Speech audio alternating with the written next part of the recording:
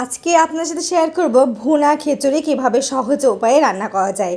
তো এইখানে এই যে 1 কাপ পরিমাণে তেলের মধ্যে 1 কাপ পরিমাণে পেঁয়াজ কুচি, তেজপাতা, দারচিনি, ফল, লবঙ্গ এবং মরিচ দিয়ে এটা কিন্তু খুব ভালোভাবে খুব বেশি বেরেস্তা করব না, একটু ভেজে নেব। এরপরে এর মধ্যে একে একে দিব আদা বাটা, দিব রসুন বাটা, দিব জিরার গুঁড়া, দিব মশলার গুঁড়া, দিব এবং ধনিয়া গুঁড়া দিব। দিয়ে মশলাটা খুব ভালোভাবে কষে নেব। এবং আরেকটা কথা বলতে ভুলে গিয়েছি, এখানে কিন্তু আপনার কুচি করে দেওয়া রসুনও রয়েছে, রসুন বাটাও দিব, আবার কুচি করে দেওয়া রসুনও দিব। এরপরে রসুনটা আসলে কি যে কোনো ভুনা জিনিসের স্বাদটা অনেক বেশি বাড়িয়ে দেয়, আর খিচুড়ির মধ্যে আস্তে আস্তে রসুন তো অনেক মজা লাগে। এরপরে যে এখানে পরিমাণ মতো হলুদ দিয়ে এটা খুব ভালোভাবে সময় নিয়ে কষিয়ে নেব। এখানে কিন্তু আরেকটা জিনিস খেয়াল করবেন, আমি লবণ অ্যাড করব না।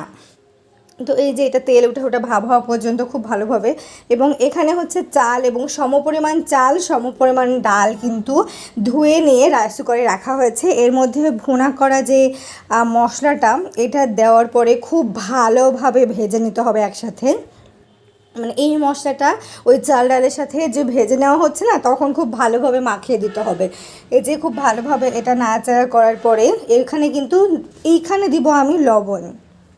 লবণ কিন্তু আমি মশলা যখন ভুনা করছিলাম তখন দিইনি, এখানে লবণ দিয়ে এটা খুব ভালোভাবে মিক্সড করে দিব। এরপরে এখানে আমি দিয়ে দেবো গরম পানি, এবং এটা তো সমপরিমাণে দেওয়ার নিয়ম, একটু কমও দিতে পারেন যেহেতু গরম পানি। এবং আমি এটা ভুনা খিচুড়িটা খুব ভালো ঝরঝরা করব।